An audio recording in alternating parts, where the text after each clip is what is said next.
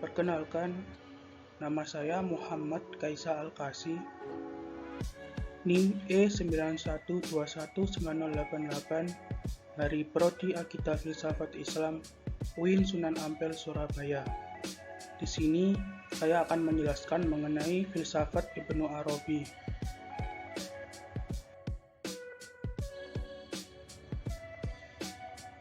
Pembahasannya meliputi yang pertama biografi, yang kedua corak pemikiran filsafat, dan yang ketiga mengenai buah karya pemikiran.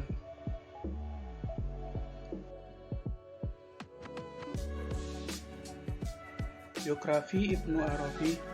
Nama lengkapnya ialah Ibnu Ali Ibnu Muhammad Ibnu Al-Arabi Al-Ta'i Al-Tamimi. Beliau dilahirkan di Murcia, Spanyol, bagian tenggara pada 17 Ramadan 560 Hijriah atau bertepatan dengan 28 Juli 1165 Masehi pada masa pemerintahan Abu Ya'qub Yusuf I dari dinasti Muwahhidun. Namun, tokoh ini harus dibedakan dengan Ibnu Arabi yang lain, yang juga berasal dari Spanyol, yang bernama lengkap Abu Bakar Muhammad Ibnu Abdillah Ibnu Arabi Al-Ma'arifiri, di mana Ibnu Arabi yang ini bukanlah tokoh sufi, melainkan ahli hadis di Sevilla, yang kemudian menjadi hakim di sana. Menurut Afifi, bahwa Ibnu Arabi berasal dari keluarga keturunan Arab yang saleh.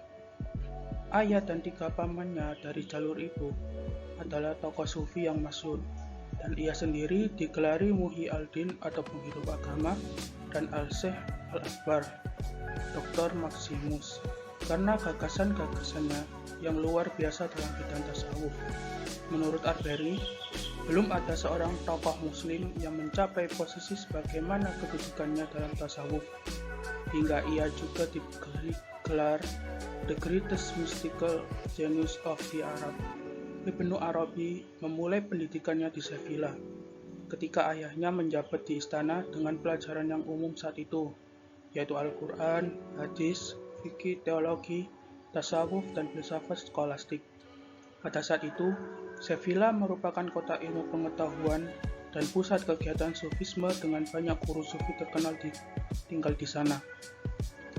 Yasmin Mursania dari Murcia dan Fatimah Kutubiyah dari Cordoba adalah 2 orang wanita yang termasuk guru tasawuf Ibnu Arabi yang sangat dikagumi di kota ini. Keduanya berpengaruh besar dalam pembentukan kehidupan spiritualnya. Menurut Kausar, kondisi keluarga dan lingkungan yang kondusif ini mempercepat pembentukan Ibnu Arabi sebagai tokoh sufi yang terpelajar. Apalagi ia telah masuk tarekat sejak usia 20 tahun.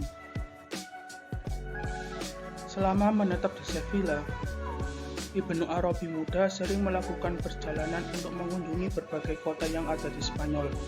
Perjalanannya bertujuan untuk berguru dan bertukar pikiran dengan para tokoh sufi maupun sarjana terkemuka.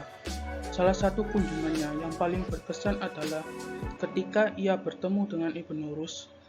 Saat itu ia mengalahkan tokoh filosof Aristotelian ini dalam perdebatan dan tukar pikiran, sehingga menunjukkan kecerdasan yang luar biasa dan luasnya wawasan spiritual sufi muda ini.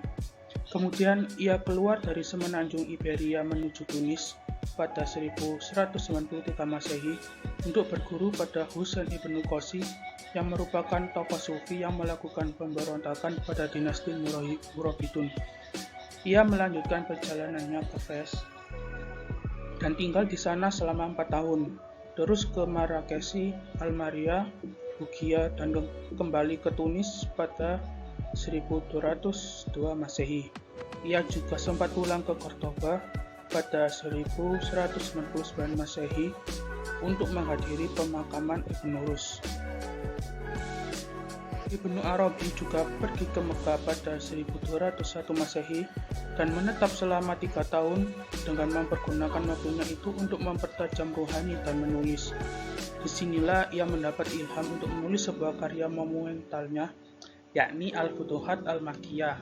Kemudian ia kembali mengembara ke berbagai kota, Madinah, Yerusalem, Baghdad, Mosul, Konya, Damaskus, Hebron, Kairo dan kembali ke Mekah pada 1207 Masehi karena tidak aman di Mesir. Di tengah perjalanannya ini, ia diangkat sebagai murid Khidir ketiga kalinya untuk menerima rahasia-rahasia ilahiyah. Setelah setahun di Mekah, Ibnu Arabi berkunjung ke Asia Kecil melalui Aleppo dan Konya, kemudian ke Armenia dan Baghdad, bertemu dengan tokoh sufi penulis kitab Awarif al-Ma'arif, yaitu Syihabuddin Umar Suhwardi al-Zanjani. Di akhir perjalanannya, Ibnu Arabi menetap di Damaskus pada tahun 1224 Masehi. Ia mencurahkan seluruh perhatiannya untuk membaca, menulis, dan mengajar. Disinilah ia menyelesaikan karya monumentalnya Al-Futuhat Al-Makkiyah dan menulis kitab lain yang terkenal, khusus Al-Hikam.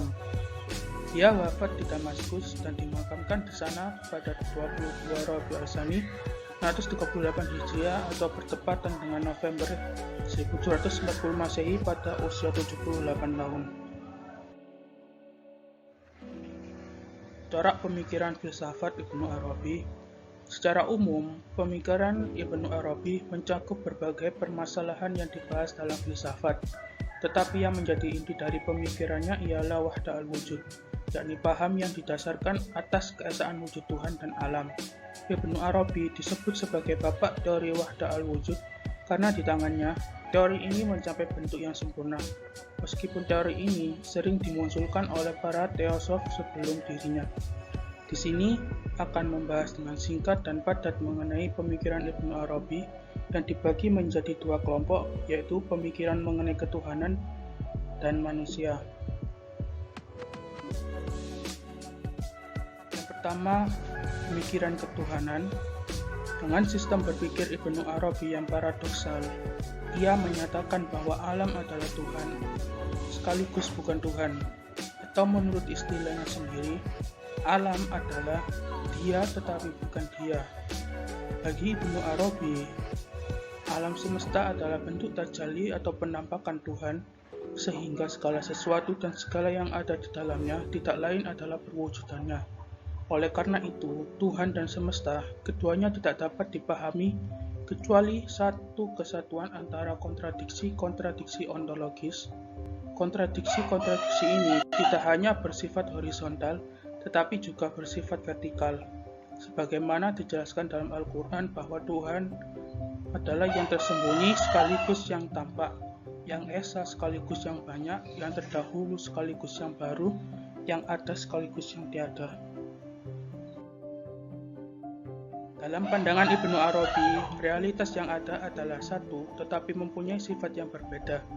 Sifat ketuhanan sekaligus sifat kemakhlukan, temporer sekaligus abadi, permanen sekaligus nisbi, eksistensi sekaligus non-eksistensi. Dua sifat yang saling bertentangan tersebut secara bersamaan hadir dalam segala sesuatu yang ada di alam. Untuk menjelaskan hubungan ontologis antara Tuhan dan semesta itu, Ibnu Arabi menggunakan simbol cermin, di mana alam semesta sebagai cermin bagi Tuhan. Simbol ini memiliki dua fungsi. Pertama, untuk menjelaskan sebab penciptaan alam, yakni bahwa alam ini diciptakan sebagai sarana untuk memperlihatkannya. Dia ingin memperkenalkan dirinya lewat alam ini. Kedua, untuk menjelaskan hubungan yang satu dengan yang banyak dan beragam dalam semesta, yakni bahwa Tuhan yang bercermin adalah satu. Akan tetapi, gambarnya sangatlah banyak dan beragam sesuai dengan jumlah dan model cermin tersebut. Apa yang tampak pada cermin adalah dia sendiri, sama sekali bukan selain dia, tetapi gambar-gambar tersebut bukan dia yang sesungguhnya. Analogi cermin sejalan dengan penyatuan dua paradigma tasbih dan tanzih yang digunakan oleh Ibnu Arabi. Dari sudut pandang tasbih, Tuhan sama dengan alam karena alam tidak lain adalah perwujudan dan aktualisasi sifat-sifatnya. Dari sudut pandang tanzih, Tuhan berbeda dengan alam karena alam terikat dengan ruang dan waktu, dan Tuhan adalah absolut dan mutlak.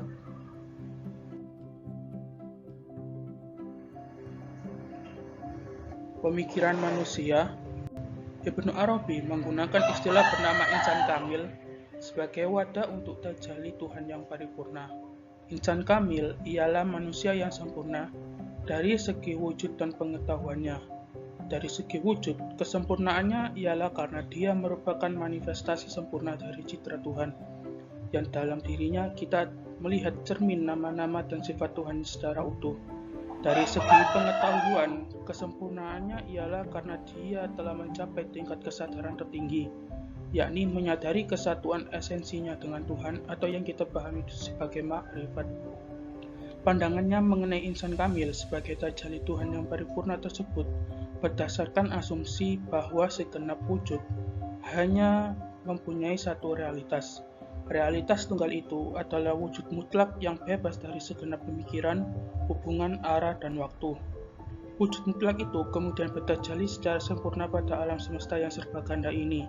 Tajalli ini terjadi bersamaan dengan penciptaan alam yang dilakukan oleh Tuhan dengan kodratnya dari tidak ada menjadi ada atau creatio ex nihilo. Pada dasarnya, kesempurnaan insan kamil itu disebabkan karena pada dirinya Tuhan bertajalli secara sempurna melalui hakikat Muhammad. Hakikat Muhammad ini atau Nur Muhammad ini merupakan wadah tajalli Tuhan yang sempurna dan merupakan makhluk yang paling pertama diciptakan oleh Tuhan. Dengan demikian, dari satu sisi insan kamil merupakan wadah tajalli Tuhan yang paripurna, sementara di sisi lain, ia merupakan miniatur dari segenap jagat raya, karena pada dirinya terproyeksi segenap realitas individual daripada alam semesta, baik yang berada di alam fisika maupun yang berada di alam metafisika. Buah karya pemikiran Ibnu Arabi. Dalam sebuah studi komprehensif tentang 850 karya yang berbeda milik Ibnu Arabi oleh Osman Yahya, ia memperkirakan ada 700 yang asli dan lebih dari 400 masih ada. Karya-karya penting Ibnu Arabi diantaranya adalah Al-Futuhat Al-Makkiyah, sebuah karya ensiklopedis yang merangkum kekayaan religius dan gnostik dalam Islam. Kitab ini ialah karya terpenting dan utama dari Ibnu Arabi yang di dalamnya ia menguraikan inti ajaran mistisismenya. Yang kedua ada Fusus Al-Hikam. Kitab ini berupaya untuk membahas tentang penyingkapan hikmah ketuhanan kepada para nabi. Yang ketiga ada Tarjumanul Al-Ashwaq, sebuah buku kumpulan syair cinta spiritual. Di sini kita hanya akan membahas dua karya besar dari Ibnu Arabi. Yang pertama itu ada Al-Futuhat Al-Makkiyah, berisi ringkasan ilmu-ilmu gnostik dan agama dalam Islam yang merupakan suatu inspirasi dan lautan luas yang menakjubkan. Di antara pembahasan dalam kitab ini adalah arti dari segala tinjauan ritual Islam, maqamat, dan keadaan musafir yang melakukan perjalanannya menuju Tuhan dan bersama Tuhan. Kitab ini juga membahas makna dan sifat tiap tingkat ontologis dalam semesta ini, makna spiritual dan ontologis huruf Arab, arti dari ayat-ayat Al-Quran yang berbeda dan hadis dari titik pandang berbagai makom pengetahuan mistik, ilmu-ilmu yang terkandung dalam Asmaul Husna, dan keadaan fisiologis mereka yang melakukan perjalanan atau yang disebut salik yang didominasi oleh pengaruh spiritual dari berbagai nabi. Karya yang kedua adalah Fusus Al-Hikam. Kitab ini menghasilkan lebih dari 100 komentar tertulis atas karya ini dan penghargaan tinggi yang selalu dipegang oleh para pengikut Ibnu Arabi. Menurut pandangan Al-Qunawi, kitab ini adalah suatu tulisan pendek syekh kita yang paling berharga.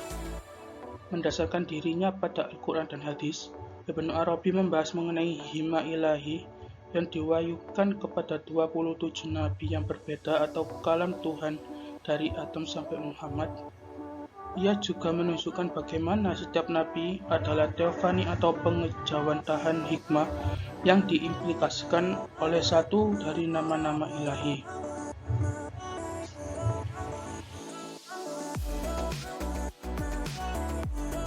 Terima kasih, sekian presentasi dari saya. Apabila ada kurang dan kesalahannya mohon dimaklumi. Wassalamualaikum warahmatullahi wabarakatuh.